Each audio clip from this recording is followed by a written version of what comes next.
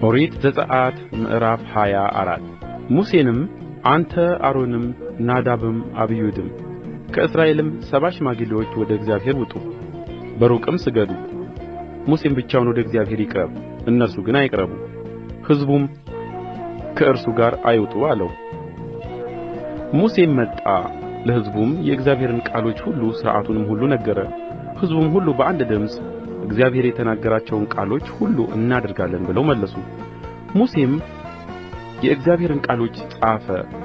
ማለዳም ተነሣ፣ ከተራራማው በታች መሠዊያን 12 ሐውልቶች ለ12 የእስራኤል ነገድ ሠራ።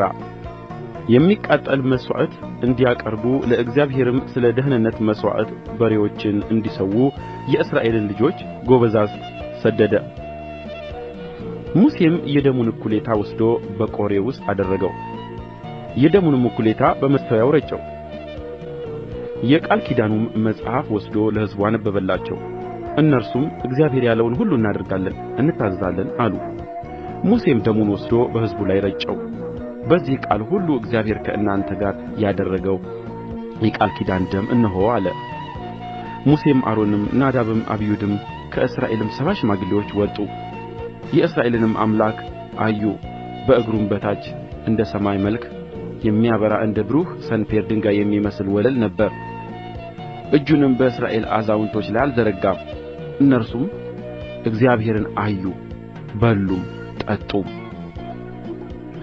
እግዚአብሔርም ሙሴን ወደ እኔ ወደ ተራራው ውጣ፣ በዚያም ሁን፣ እነርሱን ታስተምር ዘንድ እኔ የጻፍሁትን ሕግና ትእዛዝ የድንጋይም ጽላት እሰጥሃለሁ አለው። ሙሴና ሎሌው ኢያሱ ተነሡ። ሙሴም ወደ እግዚአብሔር ተራራ ወጣ። ሽማግሌዎችንም ወደ እናንተ እስክንመለስ ድረስ በዚህ ቆዩን፣ አሮንና ሖርም እነሆ ከእናንተ ጋር ናቸው፣ ነገረተኛም ቢኖር ወደ እነርሱ ይምጣ አላቸው። ሙሴም ወደ ተራራ ወጣ፣ ደመናውም ተራራውን ሸፈነው። የእግዚአብሔርም ክብር በሲና ተራራ ላይ ተቀመጠ። ደመናውም 6 ቀን ሸፈነው። በሰባተኛውም ቀን ከደመናው ውስጥ ሙሴን ጠራው። በተራራው ራስ ላይ በእስራኤል ልጆች ፊት የእግዚአብሔር ክብር መታየት እንደሚያቃጥል እሳት ነበረ። ሙሴም ወደ ደመናው ውስጥ ገባ፣ ወደ ተራራውም ወጣ። ሙሴም በተራራው ላይ 40 ቀን 40 ሌሊትም ቆየ።